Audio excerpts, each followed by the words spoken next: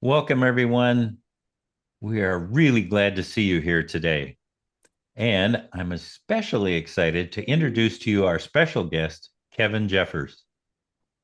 During meditation, Kevin encountered an opening of his consciousness to the amazing interweaving of spirit, society, and the uplift of consciousness on planet Earth he called the pattern.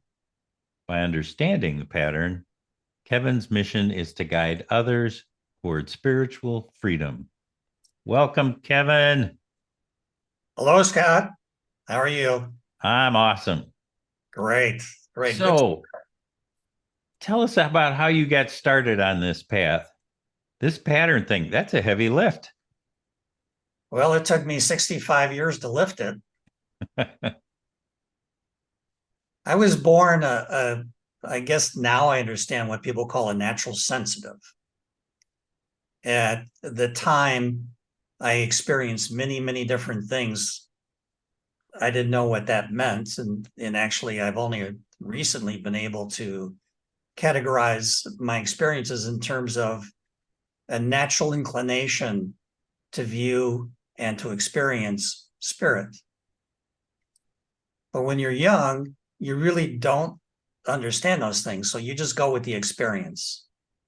I started perceiving spirit in a very gentle form when I was 5 years old, laying in bed, seeing geometric patterns and form into squares and circles and spirals. And as a 5-year-old, I was very happy and very excited to have this thing. And I didn't know that it wasn't ordinary. It wasn't an ordinary experience. So then it just became accumulation of learning, educating myself, listening to people talk, reading books to fully understand what I was seeing and what I was feeling and what I was hearing. And in due course, I came to the point where I was sufficiently open or sensitized to spirit to the degree that I could start to see a pattern developing in the background of my consciousness. And this culminated an experience where I actually saw the pattern as a grid with a galaxy overlay on it and a pinpoint of where I was located in that galaxy. And I thought that was interesting. I didn't expect that. But then it got even more interesting. I started to move into the pattern. The pattern became big, the galaxy became small, and the dominant feeling and emotion was the pattern. And I saw clearly, and I had to write this down real fast because I forget these things. I saw clearly that the pattern was the creator's blueprint for consciousness.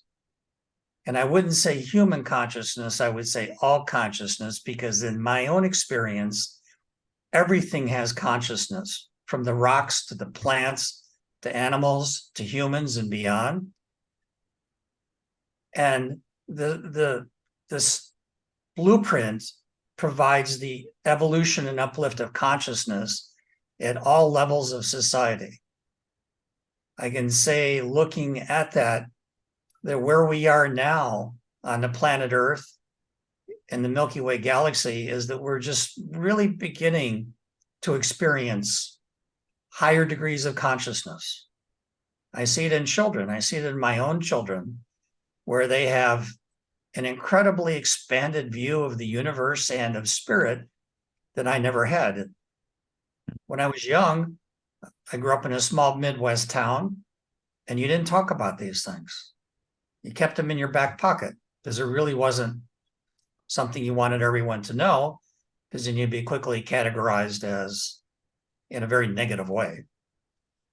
So it wasn't until I actually allowed myself, released myself to find out more, moving into when I was 18 years old, which is when I had my first hypnotic life regression. And that one experience opened up many, many doors. which eventually led to a deeper experience of the pattern. The result of that experience was kind of shocking. It was such an emotional impact, not way beyond the intellectual impact, just the emotional impact of seeing all things in their integrated realm of being. Everything fit. What I had seen and what people have talked to me about all fit together. There was no distinction. And this is going to sound a little strange, but there's no distinction between the bullfrog and the human, or the rock and the plants and the human, because we're all integrated into that system of consciousness. So I was rather speechless, which is unusual for me. I was speechless for a long time, almost 6 months. I couldn't even talk about this. But then I had a lot of urging from family. And at that time, I was finishing up my book. And the editor said, Kevin, we need to have some authenticity in this book that you don't communicate in the full text. The full text is about spirit. It's about compassion. It's about love.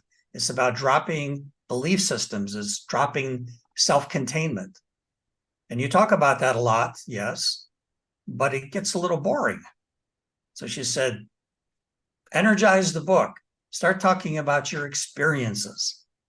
And talking about the pattern and various experiences was exactly what was needed, which I saw in hindsight. I really didn't know what she was talking about, but I learned. So that's the base of my experience and relationship with spirit. So you talked about the evaluation of this pattern, that it allowed you to see higher consciousness. What does that mean? How did that manifest itself to you? Well, it's not necessarily seeing. The impact of the experience was experiencing the effect that the pattern has on consciousness.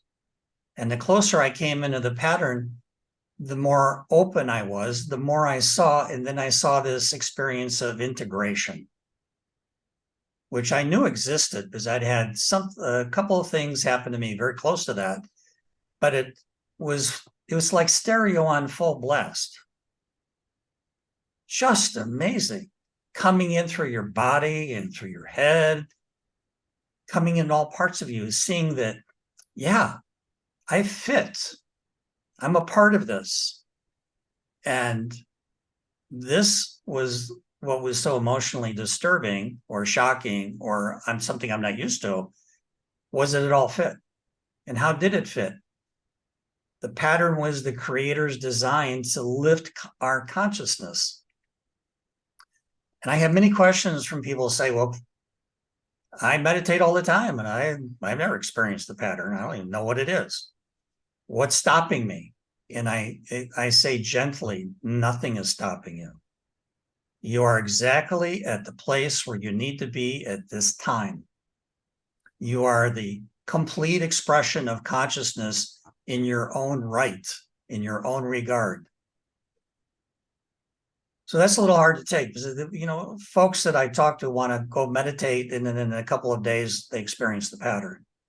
And I have people said, well, I read your book, Kevin, and I had an experience of the pattern. And I applaud, because it took me 65 years to experience the pattern, and they've done it in 3 days. That's just not right, is it? No. But it is so helpful to have a guide in this realm where somebody can say, go here, turn left, and it'll open for you. Yes. Well, I've had many guides in my life serving different purposes. The experience of the pattern, I was in my meditation chair, and I have this really nice gray lazy boy meditation chair. Sitting back, relaxing, going into that meditative space, and then just ripped out of my body. A hand went into my chest and pulled me out and started to push me into the experience of the pattern. So if I ever meet that guide, I'm going to have a few words about methodology. Be a little gentler, be a little kinder. We'll all get there. Don't worry about it. So, yes, it does help to have a relationship with a higher form of consciousness to guide you where you need to go. Because I'm And so, maybe just a hair of etiquette and kindness. yes, yes. And it's not so hard, but they tend to be a little rude because that place of now where they come from is operating on a completely different frequency of consciousness, that to come down and to communicate and to make themselves felt, it's a little rude for them. It's So like they've take got to go through quite a shift in their vibratory pattern in order to communicate with mere mortals such as us vibrating at this physical. absolutely. And really the accomplishment in the meditative process is to start to increase the frequency of my energetic body so I can meet them, if not halfway, a good part of the way. And that's the cooperation between two forms of consciousness. I envy them. Yes, I have those experiences because they're there. They're in the all timeless now. And here I am on the planet Earth struggling with time and space. It's not fair. It's real, but it's not fair, which has nothing to do with anything. So, Kevin, you talked about us in the Milky Way galaxy as kind of being at the beginning of the uplift of consciousness. Um, how did you know that? How how how does it manifest for yourself when you get this knowledge? But when I had the experience of the pattern, as I mentioned, I saw a picture, a superimposed picture of the galaxy in full color. It was beautiful. And then there was a little pinpoint. And it was indicated to me, well, that's where you are on the planet Earth. You're at that little pinpoint. So I couldn't say that the whole galaxy is at our level of consciousness, because it's not correct. There are much, much higher formed, developed consciousness than our own. But that's where I was, that little spot over there, a little spot of gold. And I think that was just more like a Google map. I'm going to say, hey, there you are. You want to find out where that is? Go there. But at least you know you're a part of something greater than yourself. And the pattern affects all forms of consciousness within the galaxy. I think that's the point of the picture, that everyone is in the same boat, going different speeds. We're all moving into the pattern. We're all moving per the pattern's drumbeat. The knowledge base is brought to us individually as we request it. So, how can we use the pattern to raise up our own vibratory level so that we can understand more of, who we are and what our basic nature is? It's more like having a goal. If you can't imagine it, you can't go there. If you open yourself up to imagination, which is really that critical creative tool that we have as humans, be conscious of the potential or the possibilities of the pattern in guiding you through your life.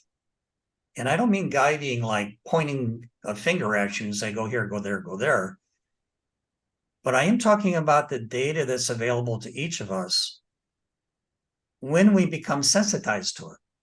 Sometimes the sensitizing process is very rude. We have to die, then come back.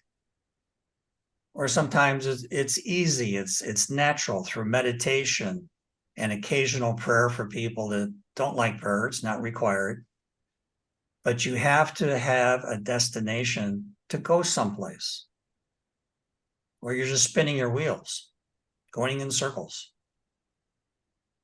So, For somebody who's beginning on this path and they're really interested in knowing about the pattern, what kind of image would you give them as a destination, a place to go? I like to work with the grid concept. And the grid is something that's out there somewhere. And we're talking about a beginning point. A visualization of this blue-white grid, almost like a holographic universe that you can move towards, you can strive towards, is something that helps you connect through your imagination the possibility of experiencing this. So, Kevin, what kinds of growth opportunities have you had as a result of touching in on the pattern? What is it that you have gained as a result of it? Well, that's a lot. It's more like with acrobatics.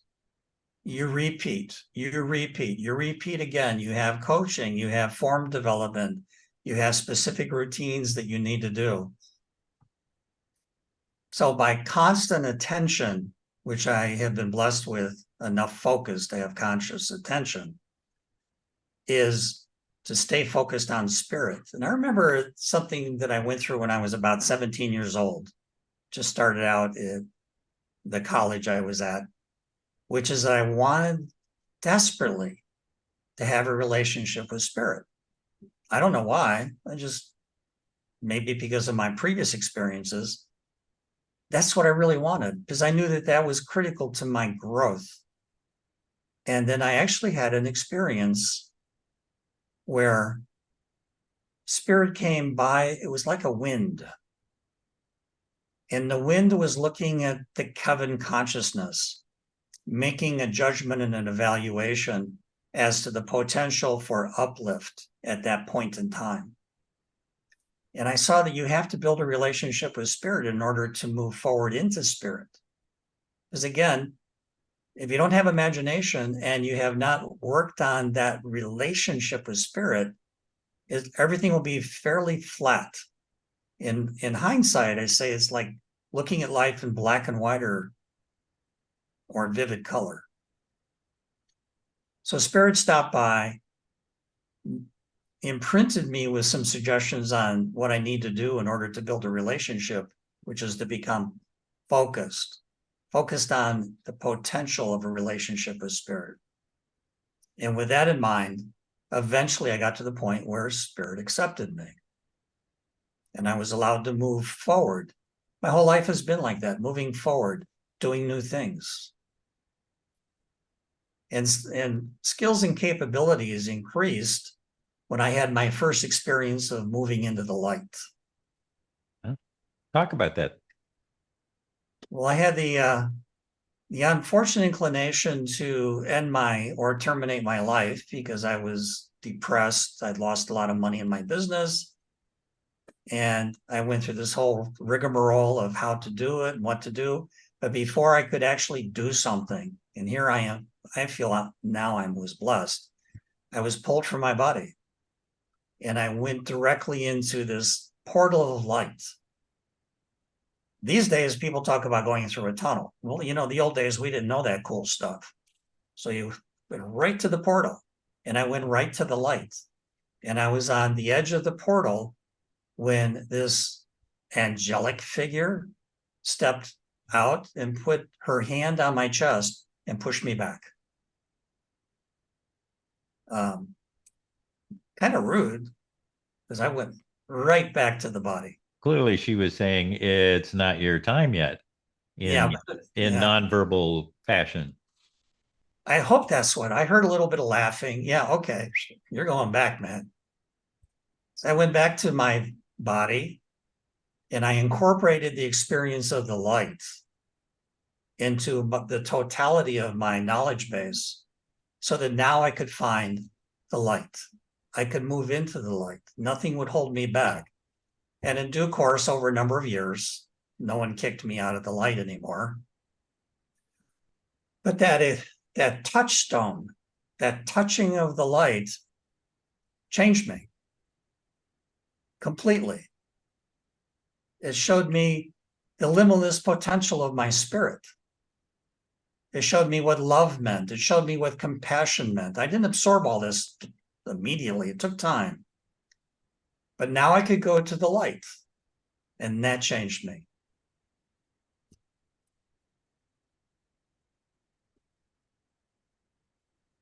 So I know that one of the gifts that has come as a result of touching the light and working with the pattern is your passion around soul retrieval. Can you talk about how you were introduced to that concept and what's that look like?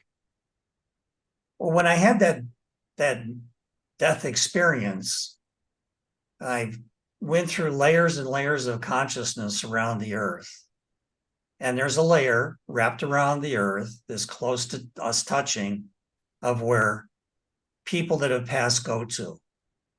And usually it's populated with souls that have not had the benefit of being guided to the light.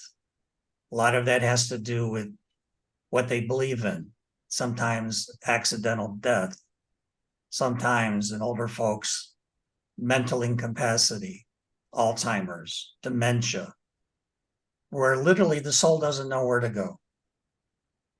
And I felt really bad about that. I don't know why. That was my inclination to feel bad about these drifting souls who really belonged into the light. And why were they there? Why were they stuck? And it took me a long, long time to understand that these were the result of self-imposed limitations, belief systems. Okay.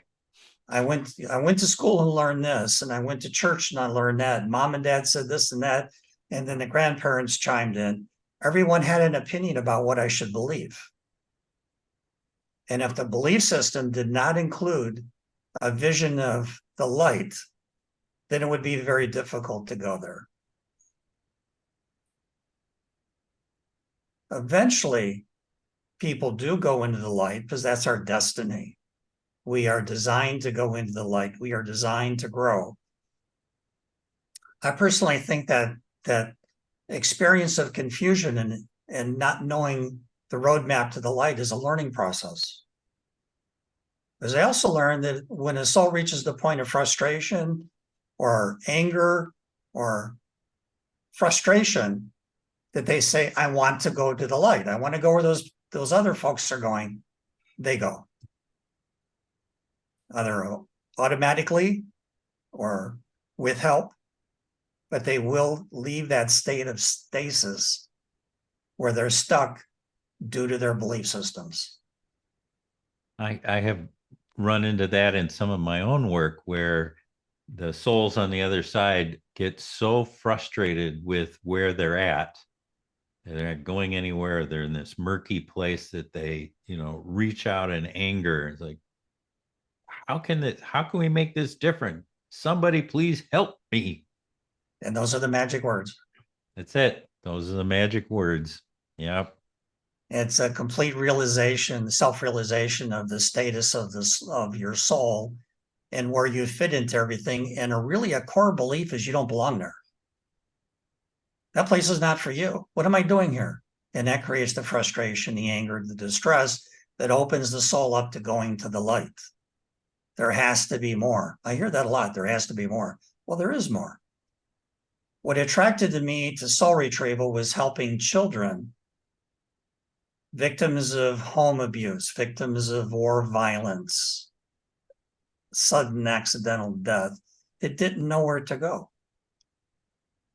So I really devoted my attention and time to helping move them into the light.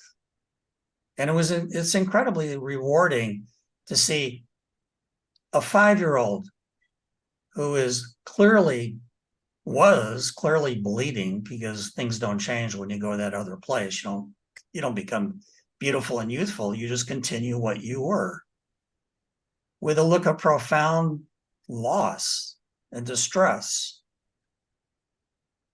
And that motivated me to focus my time and attention on the retrieval of children, moving them into the light.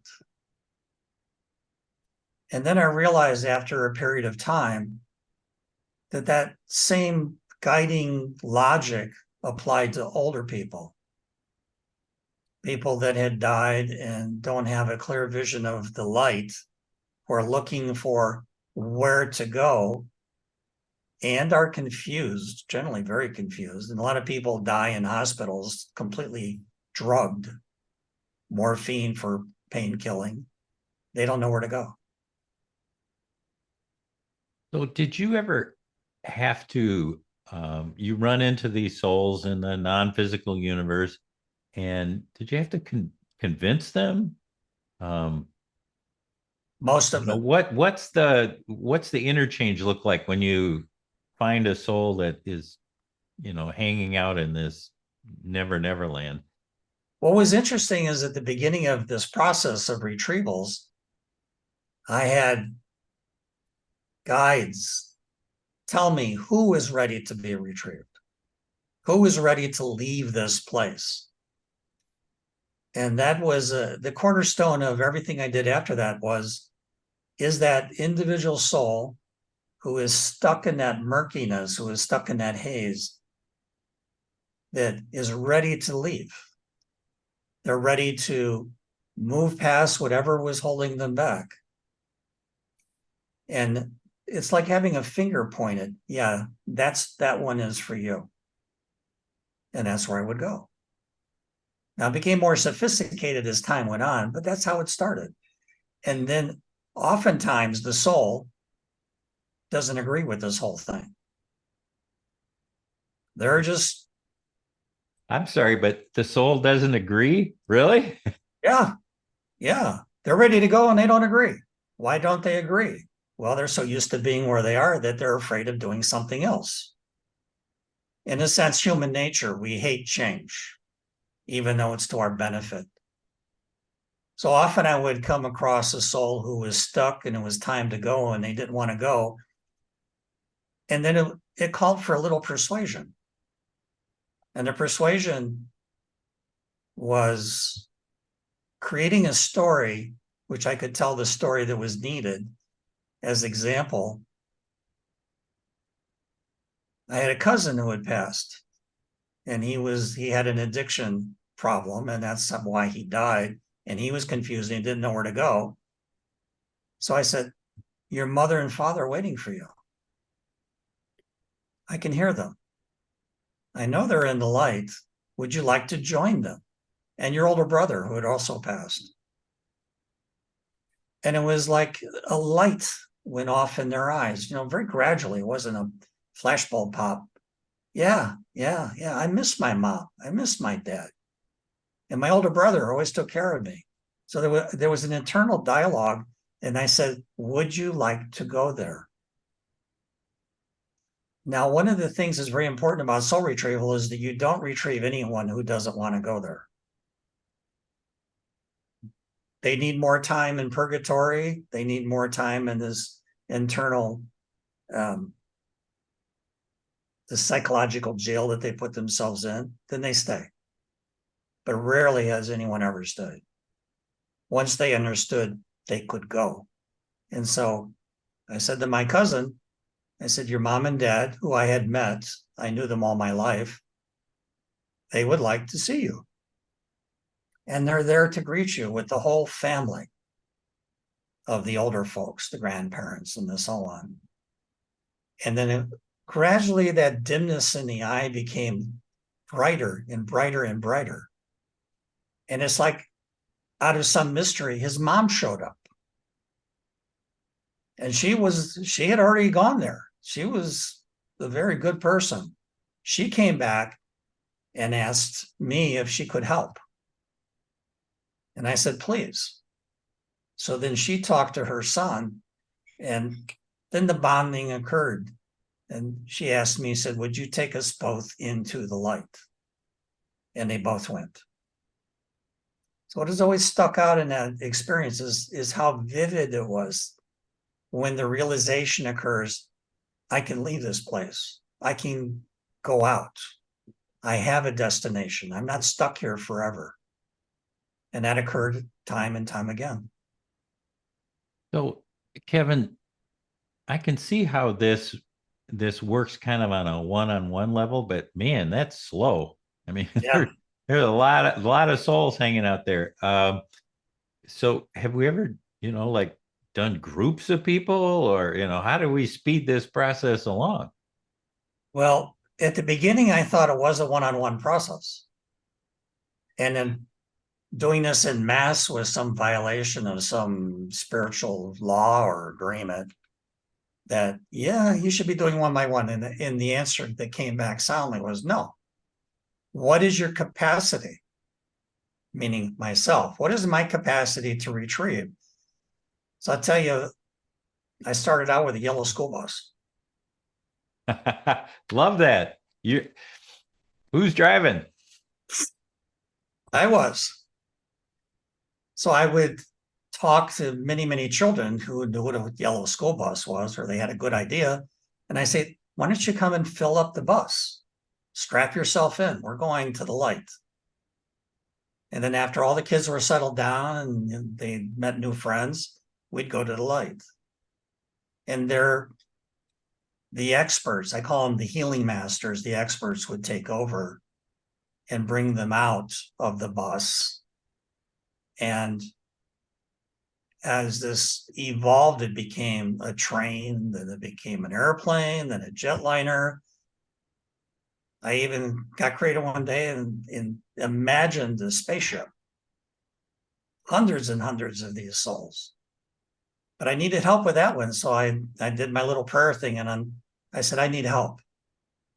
And immediately, about 15 angels, evolved souls showed up. I said, this is the game plan.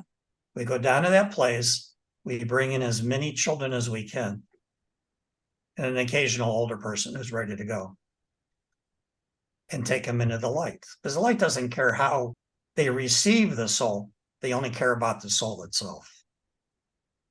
And they were like professional greeters, showing immediate compassion and love in receiving these brutalized children or lost children in a way that everyone gained a level of comfort. And I loved watching this. I would hang out and watch, and then a little poke in the elbow said, hey, you've been out for a while now. You need your sleep. So I'd go, okay, go back, transition into the meditation chair, and then inevitably stumble off to bed and catch another 4 hours of sleep. So I'm going to extrapolate a little bit here and say that your stories tell me that what we're doing here is learning to release our belief systems, that we are using our imagination to learn to go to different places, but how things work, I think you said at the beginning, there's no limits. um, how have you learned to um, get more creative, release belief systems that are holding you back? Well, it's been a struggle. It has been a struggle because my belief system forced me or boxed me or boxed in what my potential is. And what I've been learning, and I'm kind of at the end of the show now, is that the potential is limitless. It is really contained by your personal sense of compassion. Without compassion, this work is meaningless. It's probably not even achievable. Put aside the religion, put aside the rules I learned in school, put aside my parental rules, put all of those things aside and be who I am. And that's like an unveiling. It's like an artist who makes a sculpture and he puts a veil over it and he has a big gathering and said, This is the unveiling of who I am, and pulls the drape off, and there it is. So you learn to set aside your beliefs. Beliefs are our imprisonment, is our beliefs. And that doesn't say set aside ethics or morality. It's just talking about setting aside your beliefs. Because without a moral base and an ethical base, it's very easy to get lost. But with the belief systems, you are contained. It's like existing inside of a box. How do you open a seamless box? In my experience, you no longer believe you're in a box. You're imagining yourself out of the box. And sure enough, that's exactly what happens, is your ability to imagine your potential and believing in yourself. So, Kevin, if you had help along the way to release the box, there have been guides or messages, or, what is it that all of a sudden there was a little window in the box and you went, oh my God, there's something through that little space there. Well, I took a course one time where they talked about the box and limitations, and I didn't realize I was existing in a box. I thought I was open and things were happening and this and that, but I was in that box. Once I understood I was in a box, and I was no longer content to be in the box, because I really don't like restraints. I really don't like the containment of the box. So I imagined myself out of the box, and that's what happened. What I didn't know at the time, I was moving into a bigger box. Of course. Of course. That's our reality. The box is our reality. So again, I hearken back to the beginning, where it's a function of imagination and focus and determination to be more than who you are, and allow spirit to assist you to be more than who you are. Now, you can be more than who you are in the physical realm, a superior musician or an athlete or an actor. That's all real. But to be resident in spirit takes imagination to be accepted and moving into spirit. I'd like to add another word to that. As you're talking, I keep thinking of curiosity, that inherent within us is a curiosity to discover what box I'm in so that I can imagine my way out of it. Am I right on that? Well, look at it from this point of view.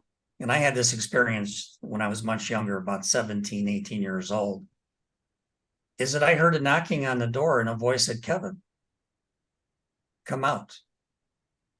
We have things to do. And I was very frightened by that voice, because that's just wasn't my expectation for broad daylight in the afternoon, taking a snooze, that someone would be knocking on my door, inviting me out. And then they knocked again, and then they knocked again. And the more they knocked, the deeper I went into my blankets, as though the blanket was going to shield me from the greater reality, which in my system of beliefs, it was protecting me, but then I knew I wasn't protected. Why did I duck under the covers and not go out and find out what was going on? So curiosity of the workings of spirit were not available to me at that time, because I didn't believe they were available. Why would someone be knocking on my door calling my name?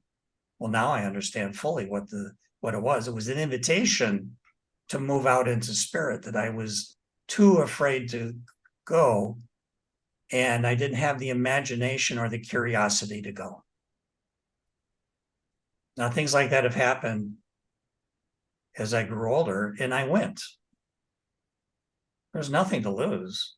It was just the loss of the box, the loss of the containment of beliefs.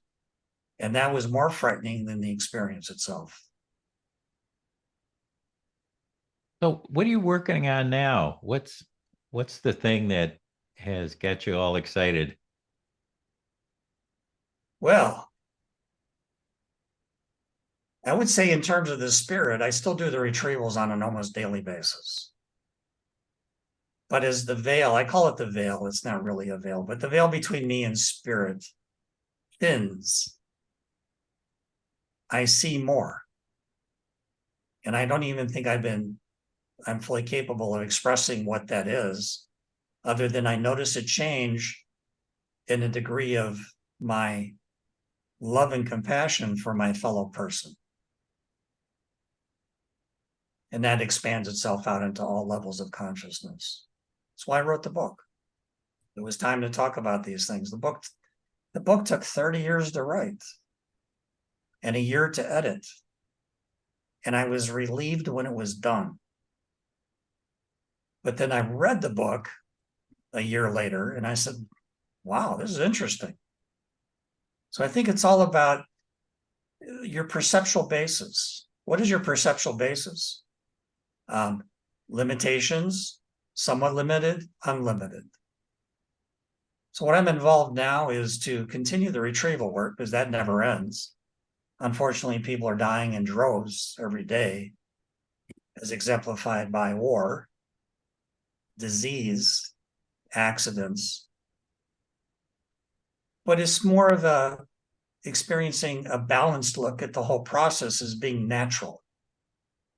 We're born into and we leave this place of joy and tears. So I think what I'm learning, to kind of answer your question, is to see more and to do what I do better. I don't know where it's all going. I have a sneaking suspicion I'll find out when I finally pass into the light. And if no one's kicking me out, I'll get the full answer in full consciousness. Yeah. So to kind of wrap this up a little bit and get back to the very beginning, we were talking about the pattern and how people can avail themselves of this concept and begin to experience it for themselves. What tips and tricks or methods do you have for them? I think it's a dedication to the meditative process and the imagination and the focus of imagination to experience a greater reality. Now, those are all really big words. And I think what you're asking, what's the practical way to do this? Well, set aside a time, let yourself settle down from a hectic day or whatever kind of day you're having, and start to visualize internally the potential of increasing and expanding who you are. And at the very beginning, that's very useful because once again, you've contained yourself in the box of beliefs. And how do you step out of that? It's by creating an environment where imagination is powerful. You create another environment of what you're currently living in and working in. You've done nothing more than change clothes. So if you truly think and believe and feel that it's time for change in your life, you need to take the time to focus on that change. And not everyone's vision of change is the same. I guarantee that. For me, it's simple. I focus on the light. And when you say, Kevin, what's the light? The light is ineffable spiritual presence that we are directed to by the pattern. We know where to go, but we're usually too afraid to go there. So you need to begin. And begin is parking yourself on the bed or a chair and dropping the day and start to think about the potential for later, for more. Do you want tomorrow to be the same as today? And at that point, it's all about your imagination and commitment to change, going against your belief systems. It's a struggle, Scott. It is truly a struggle. Some people need to get older and more mature to realize that. And a lot of kids these days, they get it real quick. Real quick. Real quick. So I'm looking for oh, I know where I want to go. I have found it really helpful to, if I'm feeling stuck or like, where are the possibilities? What could we do?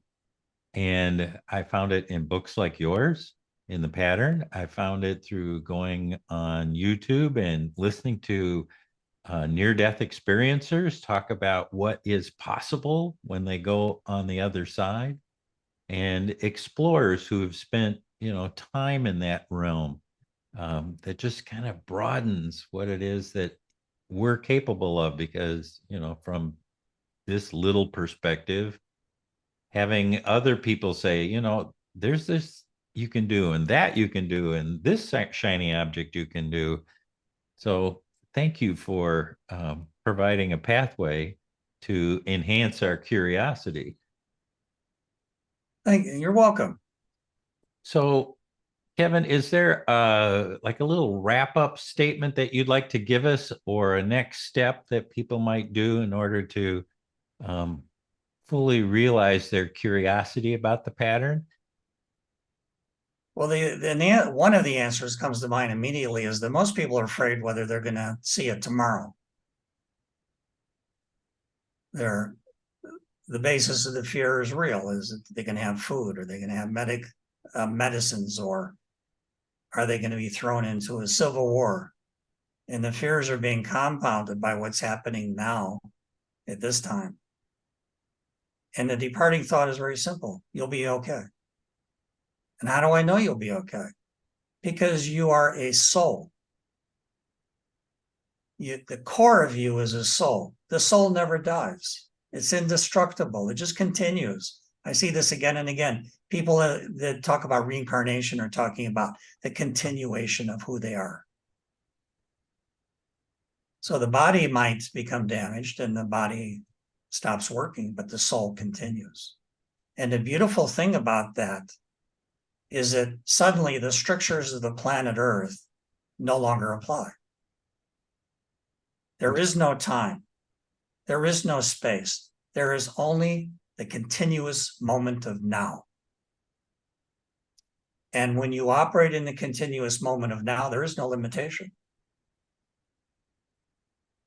So you come into Earth, in my view, to learn things. You come into Earth to experience things.